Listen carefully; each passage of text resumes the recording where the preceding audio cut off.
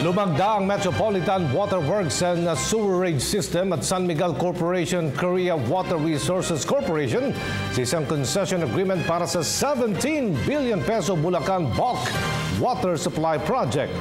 Ayon kay Pangulo Aquino, ang mga ganitong klase ng proyekto ay makakatulong upang maibsan ang epekto ng El Nino. Si Rocky Ignacio sa detalye. Dumalo si Pangulo Aquino sa paglagda sa concession agreement sa pagitan ng MWSS at San Miguel Corporation kasama ang Korea Water Resources Corporation para ito sa Bulacan Bulk Water Supply Project na magkakaroon ng treated bulk water sa 24 water districts sa probinsya. Layunin nitong tiyakin ang kasapatan ng malinis na tubig sa tumataas sa demand o pangangailangan.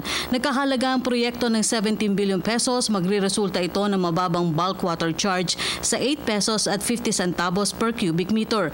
Sa mensahe ng Pangulo, sinabi nito na bahagi pa rin ito ng binagong sistema mula sa maling patakaran ng nakaraang administrasyon. Partikular na dito ang pagpapairal ng makatarungang kontrata para sa mabuting serbisyo sa kailangan ng mamamayan. Batid po natin kung gaano kahalaga ang tubig. Ito ay likas yamang bukal ng buhay. Kaya naman, simula pa lang na ating termino, agad nating tinutukan ang mabuti pangangasiwa nito. Ang masaklap po, nung ating dinatnan, tila natuyot sa serbisyo ang sektor na ito dahil sa kapabayaan ng nakaraan. Ang dinatnan nating sistema, watak-watak, kanya-kanya, bara-bara.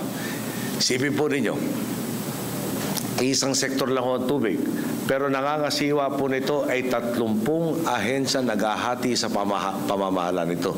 Sobra-sobra na nga ang bilang na ito, kapos-takpos pa ang kanila serbisyo. Kaya't kinukulang pa rin ng supply ng malinis na tubig sa kalakang bansa. Tuloy po, imbis na dumaloy ang benepisyo sa sambayanan, naiipit ito at ilan lang ang nakikinabang. Agad, medyo may sore throat pa rin tayo. Agad nga po nating tinugunan ito, itinalaga natin si Secretary Babe Singson bilang ating water czar. Binuo niya ang isang interagency committee on the water sector na isa nakatuparan ang tinatawag nating Integrated Water Resources Management Policy. Ang layo nito, tukuyin ang kabuuang pangangailangan sa tubig upang maging wasto at episyente ang paggagamit natin dito. At dahil binubuklod natin ang dating hiwa-hiwalay ng mga ahensya, naging isa na rin ang kumpas at direksyon ng ating mga hakbang para paunlarin ang sektor na ito. Dagdag pa ng Pangulo, mahalagang ganitong programa sa harap na rin ng banta ng El Nino. Makakaasaan niya ang publiko na ibayo pang magsisikap ang pamahalaan para tiyakin ang kapakanan ng mga Pilipino. Ito po ang ika-12 public-private partnership project na na-award sa ilalim ng ating administrasyon at ang kauna-unahan namang awarded PPP project sa ating water sector. Layon po ng 24.4 bilyong pisong proyektong ito na makapaghatid ng malinis na tubig sa 22 water districts at 21 munisipalidad at 3 lungsod dito sa inyo po sa Bulacan.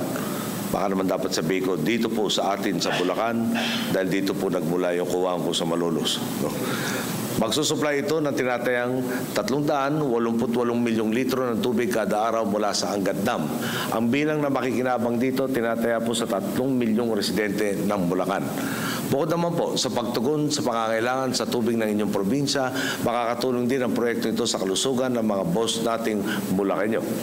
Dahil mas malawak na ang saklaw ng serbisyo ng MWSS, babawasan na natin ang paggamit ng tubig mula sa deep well at ground aquifers na ayon po sa pag-aaral ng National Water Resources Board ay nakokontamina na raw ho ng tubig dagat.